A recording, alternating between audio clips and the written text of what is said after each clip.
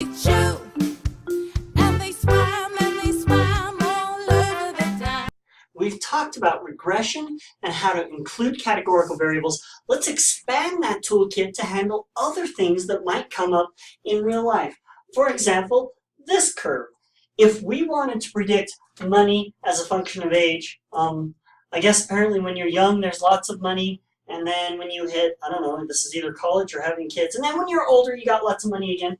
Could we predict your money based on age? And I think the answer is obviously yes, we can.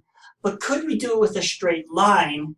And the answer is no, a straight line isn't going to do it. So how could we do a curve like this?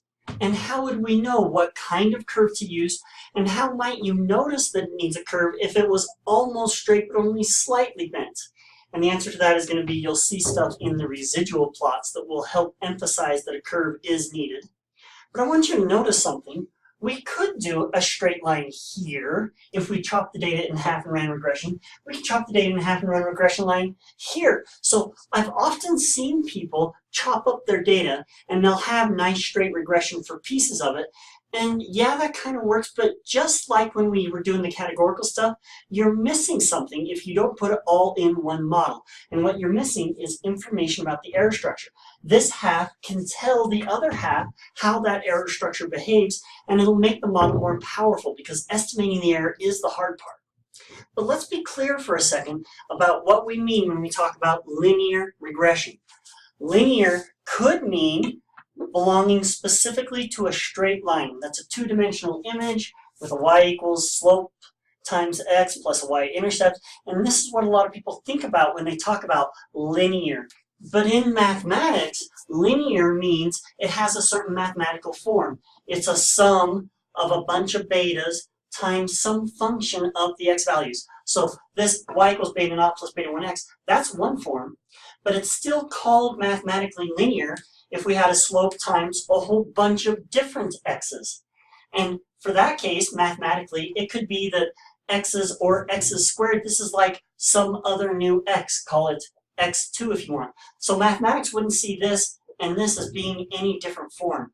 And in that case, we could talk about having slopes times x's or slopes times some weird function with sines and logs, but this is all just something done to x, some weird form of x, call it x3. So what we're going to do in this chapter is mathematically linear regression, even though it's not straight line regression the way you might think of it. And you'll actually see people call it curvilinear regression or nonlinear regression or just linear regression, and all of them are correct depending on which of these definitions you're looking at. Now that being said, there are some forms that cannot be considered linear in any way. And if you look at this guy, if you wanted to try to separate this out so that the betas were in different terms separated by plus signs, that's the key. Are the betas something that can be separated with plus signs? The answer is no, you're not going to get that. So this would be nonlinear. Are there ways to do it? Yeah, but you need to take some higher level graduate stat classes to even try to talk about this. In this class, it's all going to be mathematically linear stuff. Pieces separated by a plus sign where we might play with the x's with some equation. And that's how we're going to try to fit the curve.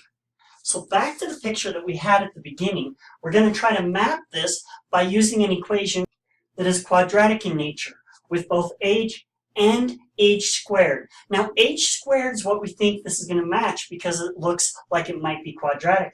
But if you're going to have age squared, you're going to need age in there as well. And I'll explain why in not the next video, probably the video after that. But there are other models that might fit this. You could, for example, try a sine curve. Might have some funny log of 1 over x. But as long as your regression line goes through the middle of these dots, it's going to be a good predictor. Now, in your mind, you might think that there's only one variable here, but mathematically what it is seeing is a three-dimensional picture with money as what we're trying to predict. We have an age axis, and we have an age squared axis. So mathematically, it's seeing this multi-dimensional, three-dimensional image. That doesn't matter. You don't need to worry about that because R will do that for you. When it comes to the interpretation, all you need to worry about is how do I explain this to a client. So in the next video, we're going to talk about how do you know which curve to use and how do you decide if there's more than one possible curve, which one you should pick.